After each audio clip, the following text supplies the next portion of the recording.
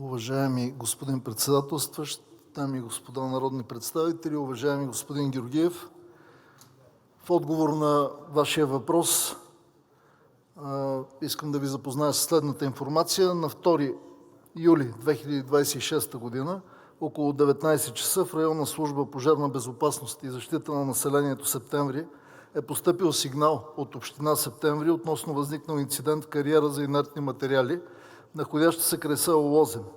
Съгласно получената информация, при извършване на изкопни дейности на обекта багер е попаднал във водоем, в резултат на което е пострадал работник, извършвал трудова дейност на място към момента на инцидента.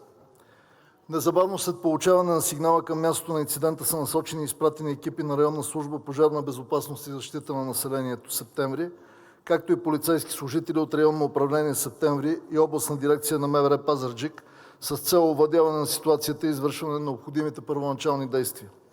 Районът на местопроизшествието е бил своевременно обезпечен от компетентните органи, а Окръжна прокуратура – Пазарджик, е надлежно уведомена за случилото се в съответствие с установения за това ред.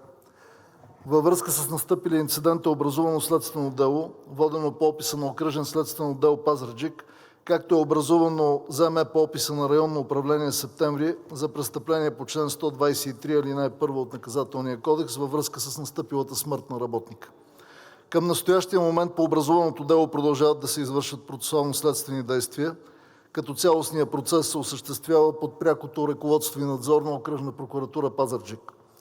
По отношение на конкретно поставените от Вас въпроси относно евентуални престъпления и възможни опити за прикриване на информация или следи на обекта, следва да се отбележи, че тези обстоятелства подлежат на изясняване именно в рамките на воденото досъдебно производство и не могат да бъдат коментирани извън неговите процесуални рамки, както знаете.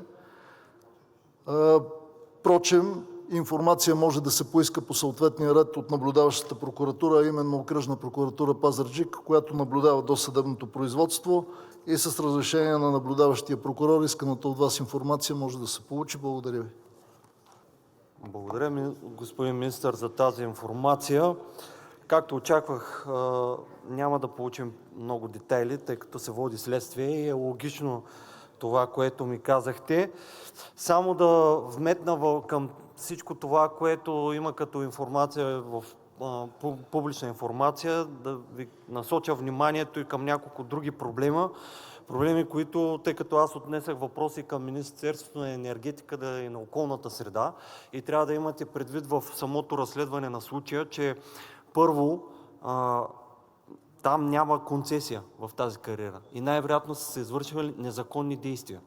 Тоест, кой е изпратил този човек да извършва тази дейност, да работи в кариерата? Той носи отговорност и за това, че този, който го е изпратил, носи отговорност и за това, че няма разрешение да добива материали в тази кариера. Това ми е отговорно Министерството на енергетиката към въпрос към тях. Така че там са се извършвали със сигурност незаконни действия. Също така, към мой въпрос към Министерството на околната среда и водите се оказва, че там също са се депонирали във времето и отпадъци в тази кариера, в места, и то в големи площи на тази кариера. Така че не стига, че нямат право да извършват изкопни действия и няма концесия, ами отгоре на това е много вероятно и да се депонират и отпадъци на някои от местата в тази кариера.